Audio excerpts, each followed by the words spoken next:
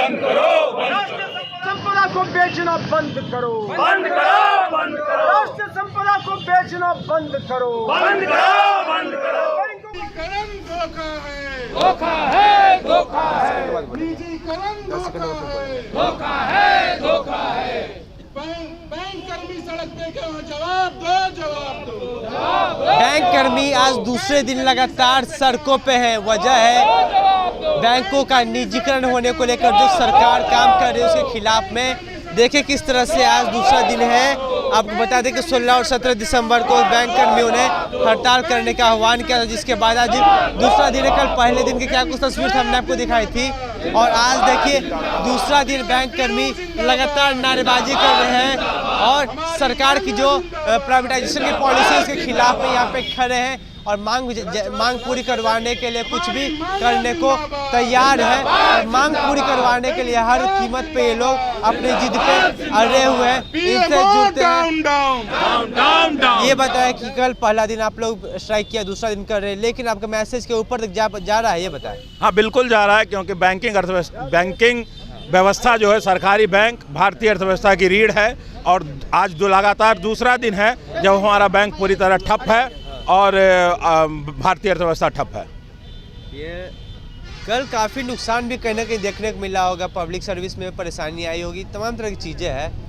ऐसे में आप लोगों ने आगे क्या सोचा है, क्योंकि सरकार मानने की तैयार? पब्लिक को परेशानी में डालना हमारा काम नहीं है। एक्चुअली ये लड़ाई पब्लिक की है।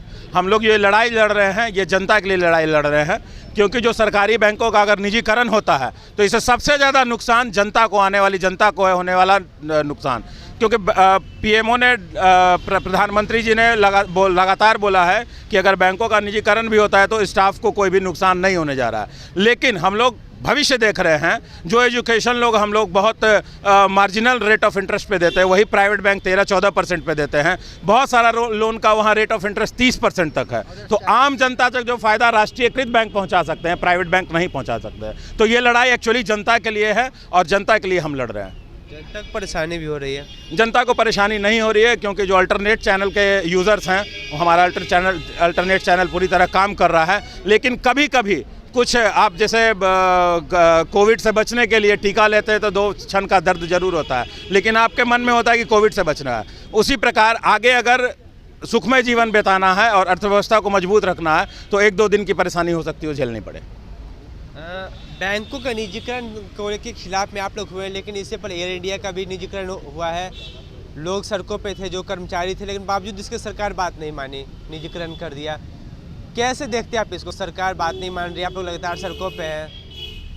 देखिए, भारतीय अर्थव्यवस्था का रीढ़ जो है वो बैंकिंग सिस्टम है और पूर्ण विश्वास है कि अगर बैंकिंग सिस्टम ठप होगा, आप पिछले हाल के दिनों में देख चुके हैं कि प्रधानमंत्री जी की जितनी योजनाएं हैं वो बैंकों के द्वारा ही जनता को लाभ, क्योंकि अब सिर्फ बैंकों को अब सिर्फ वोट बैंक की राजनीति नहीं होने देंगे।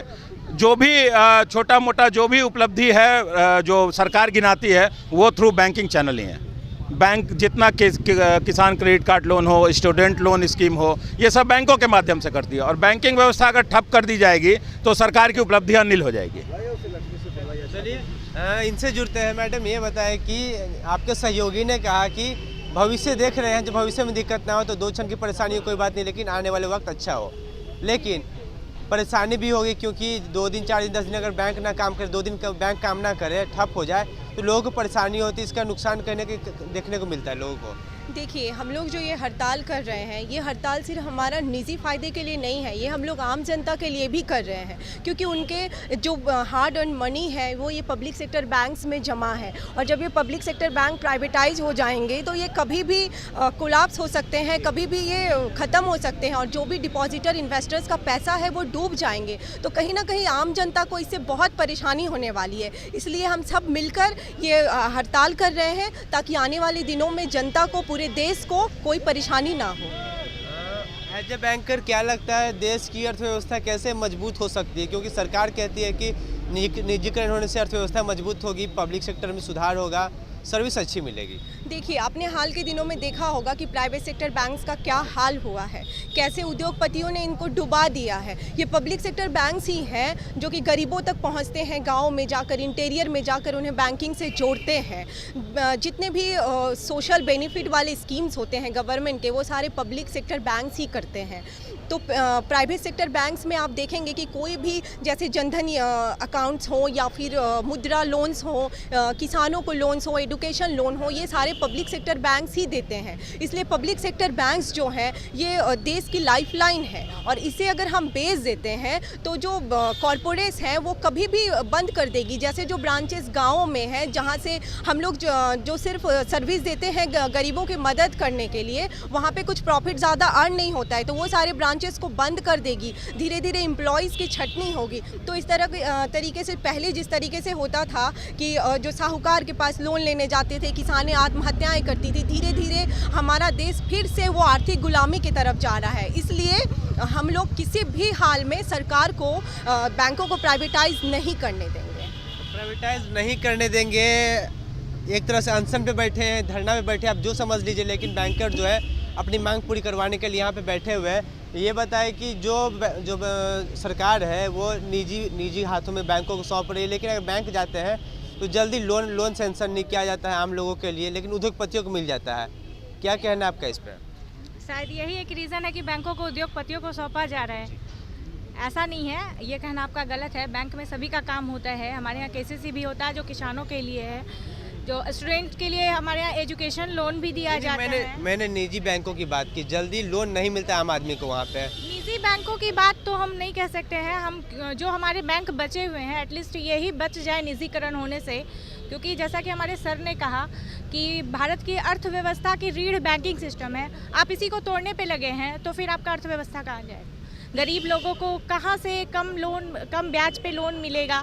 उनको जितना जल्दी हम लोग लोन प्रोवाइड करने के लिए सोचते हैं, एजुकेशन लोन हो, हाउसिंग लोन हो या फिर पर्सनल लोन हो, 1 से 2 दिन में हम लोग के यहाँ हो जाता है और कम इंटरेस्ट रेट पे हो जाता है। केसीसी भी है। किसानों, जो कि किसान हमारे देश के मजबूत अंग है, उनको सपोर्ट करने के लिए भी हम लोग मजबूती के साथ खड़े हैं। मैडम, अभी आपने कहा कि देश की अर्थव्यवस्था की रीढ़ बैंकर है, बैंकिंग सिस्टम है, लेकिन ये बताएं कि कैसे बैंकिंग सिस्टम मजबूत होगी? आपकी क्या राय है, ये बताएं। बैंकिंग सिस्टम में मजबूत होगी अगर आप उनको स्कोप देंगे तो।